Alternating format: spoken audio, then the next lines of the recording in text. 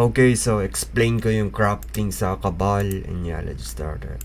So, crop merchant Chloe, click nyo yan. So, request crop. So, explain ko. So, hindi kayo pwedeng mag-crop. May label yung crop. So, explain ko yung crop Kailangan nyo na amity. So, itong heart na to. Ito yung level ng heart. Nakikita nyo yan. 99 and below. Mag-i-start kayo sa 0 and hanggang 900 yung crop, di ba? So, level 0, hindi nyo pwede kayo mag-crop dito kasi pula, di ba? Sasabihin nila na, for example click ko to. Register. Not enough amity to register. So, yung amity, yung level ng crop nyo, ito yan. Kada crop nyo, madadagdagan yan. So, pag nag-start kayo, 99 and below, ito yung unang ika-crop nyo, sword damage amplifier. So, level 1,000 na ako, wala nang dagdag tong amity plus 10. So, level 2 na ako, yung ibig sabihin. So, 1,000 hanggang yan. I-unlock ko to para ma-crop ko yung damage amplifier 2.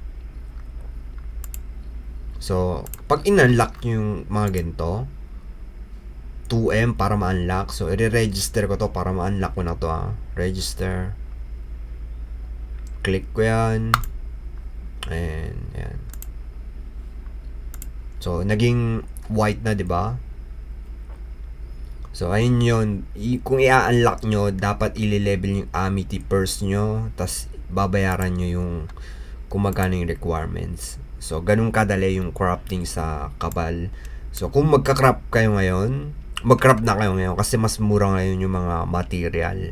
Huwag nyong i-craft to next year kasi super mahal na ng crafting item next year. So, wala nang gano'ng nagbebenta or nagpa-farm na player. So, kung magka-craft kayo ngayon, mag-craft na kayo ngayon in my personal opinion anyway. So, ayun one more time. Yung crop na to level ng amity nyo.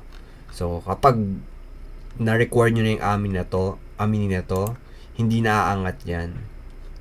Wala nang dagdag. Itong heart na to. Doon kayo sa level nyo, magka-crop na. Dito kayo.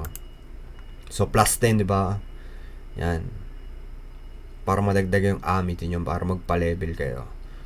So, gawin natin, bili tayo ng mixture level 2, open nyo yung crop shop 2, mixture level 2,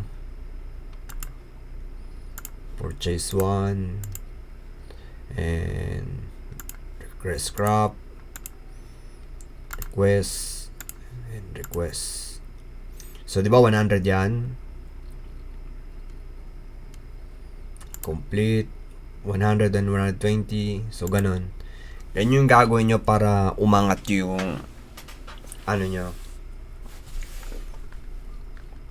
yung crop amity nyo. So, ayun lang yung paraan para makrop nyo yung slow extender kung magpa-farm kayo talaga.